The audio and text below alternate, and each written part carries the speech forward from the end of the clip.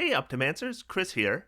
The new Spelljammer book was just released, has some really nice racial options for players, and I just did a video on Astral Elves and I'll link it up above. But there are 6 new racial options for players in that book: the Astral Elf, the Autognome, the Gif or Jif, the Hadozi, the Plasmoid, and the Thri-Kreen, and I'm going to be doing a video for each of them. Today we are going to look at the Autognome. So first, let's go over the race, and then I'm going to give you my overall take on it. So autognomes are mechanical beings. They have been built by rock gnomes. Normally, they serve their creator, but due to circumstances, sometimes an autognome becomes separated from its creator and it strikes out on its own. The internal components for an autognome vary from autognome to autognome, so as a player, you get to customize it the way you like. So first, let's go over the race, then I'm going to tell you what I think about it. So first off, creature type. You are a construct. This is the only race in the game so far that has the creature type of construct. Even the Warforged of Eberron are considered humanoids, so this is unique to the autognome. Your size is small, and your speed is 30 feet walking speed. We have armored casing. You are enclosed in thin metal or some other durable metal, and so when you aren't wearing armor, you have a base armor class of 13 plus your dexterity modifier. Then we have built for success. You can add a d4 to one attack roll, ability check, or saving throw you make. You can do so after you roll the d20, but before the effects are concluded, and you can use it a number of times equal to your proficiency bonus for each long rest.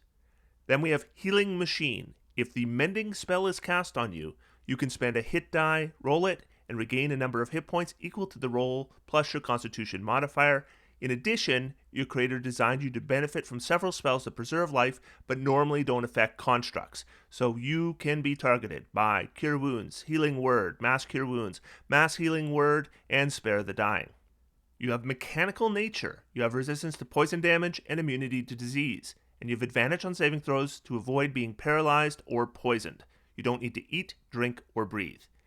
Then you have Sentry's Rest. When you take a long rest, you spend at least 6 hours in an inactive, motionless state instead of sleeping. In this state, you appear inert, but you remain conscious. And then Specialized Design. You gain 2 tool proficiencies, and you select them from the player's handbook. So the autognome. I think this is pretty cool, and I think there are some neat options here. So construct itself means that there are certain spells that might target players that might not affect you because you are a construct. Now, normally there would be some disadvantages to being a construct, but the Healing Machine feature seems to have taken care of those. Armored Casing, just note the wording here. While you aren't wearing armor, your base armor class is 13 plus your dexterity modifier. Now, I want to show you something. Here is the natural armor trait of the lizard folk. When you aren't wearing armor, your base armor class is 13 plus your dexterity modifier. You can use your natural armor to determine your AC if the armor you would wear would leave you with a lower AC. A shield's benefits apply as normal while you use your natural armor. Note that last sentence. A shield's benefits apply as normal while you use your natural armor, and that is missing from the autognome trait. So armored casing doesn't let you wear a shield. Or does it? Because I just had a conversation with people and now I need to make an edit because my assumption reading the armored casing feature was that you couldn't wear a shield because a shield is considered armor, and if you wear it, then you are wearing armor. And that a Loxodon's natural armor trait specifies you can't wear armor, except you can wear a shield and still get the benefits. And then the Lizard Folk's natural armor says the same thing. You can wear a shield and still get the benefits. And Turtle's natural armor says the same thing, that you can wear a shield and still get the benefits. And Armored Casing didn't. So my assumption was naturally, I guess you can't wear a shield with this. And if I read it just as it's written, that would seem to be the case. However, it was pointed out to me that there's the Mage Armor spell. The Mage Armor spell says that you can't wear armor, and you can wear a shield with that. Jeremy Crawford has specified that in Sage Advice, despite the fact that the spell doesn't specify that. We see here, the picture is we've got an autognome with a shield and no armor. If they can't wear a shield, then this autognome is doing something really dumb because it's going to reduce their armor class. So yeah, I don't know. I don't know whether you can wear a shield. The way I read it, you can't, but I think there is a gray area that I didn't realize. And if you think they can wear a shield, I am not here to tell you that you are wrong. I am telling you, though, that if you are going to throw a shield on your Autognome, you better check with your DM to make sure they read it the same way you did. Because like I said, I read it, I hadn't had any feedback from anybody else, and looking at the precedent on all the racial natural armors up to this point, they all had specified that the shield was the exception to the wearing armor thing. Autognome didn't have that exception, so my assumption was that you can't wear a shield. Now, I am still of the opinion you probably can't wear a shield, but I do think that it's certainly up for interpretation.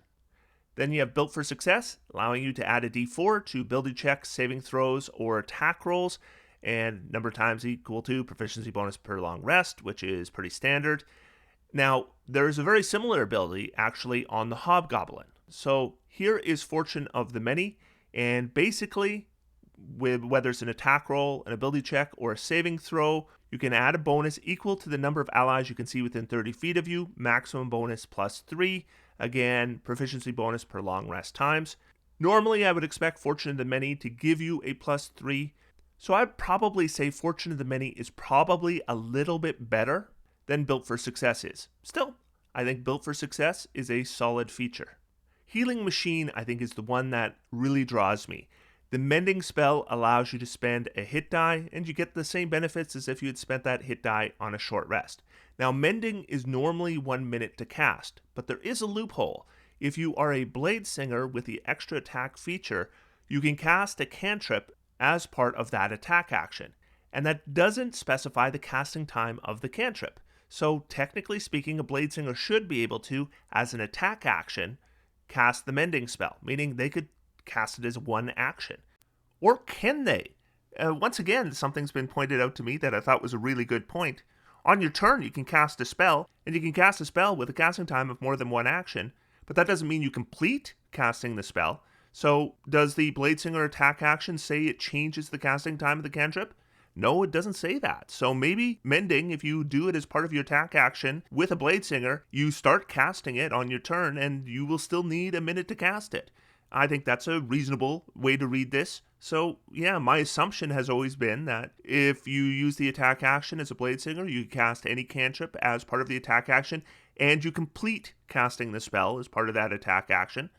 However, the rules don't specifically say that, and I think there is a very reasonable interpretation that Mending would still take a minute to cast.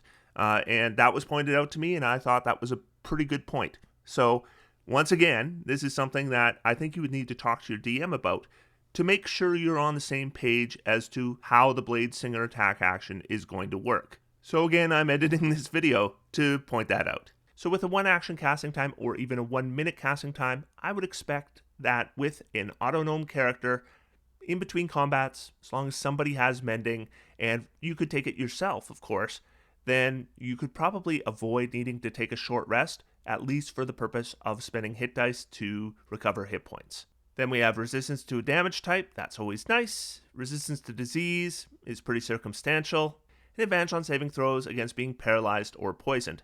Paralyzed is horrible. You never want to be paralyzed, so advantage on saves against that is really good. And poison comes up a lot, so advantage on that, although it's not unique at all, is also really good. Now, I should note Sentry's Rest. It says that you need to spend at least 6 hours in an active motionless state instead of sleeping during your long rest. Note this doesn't say anything about changing the duration of a long rest. You're not taking your long rest in 6 hours. You just only need to sleep for 6 hours of your regular length long rest. At least that's the way it's worded, unless they create some kind of errata for it. The 2 tool proficiencies of your choice, I'd consider pretty ribbon. It's not a big feature. So let's talk about optimization of the Autognome. Of all the subclasses in the game, the one that speaks to me for Autognome is the Blade Singer. These two are a match made in heaven. First off, if we look at Blade Song, we can see that it is going to give us our intelligence bonus to armor class if we're not wearing armor or a shield. Armor casing doesn't allow us to wear armor or a shield, so these can combine. So we could have 13 plus our dexterity plus our intelligence on our armor class. Then, of course, we'd be casting shield and all those kinds of things on top of that. So basically, armor casing would be like having mage armor up all the time, except it couldn't be dispelled You never have to worry about it not being up at any particular time, and there would be no spell slots you'd have to expend for it. So these two things work together really nicely. And then the second thing is Healing Machine and the Bladesinger's extra attack, as I mentioned, are going to go together very well. I mean, your turn could come up in combat, you make an attack, and then you heal yourself, and you do it all with one turn. No spells required. Again, I just think those things go together very well.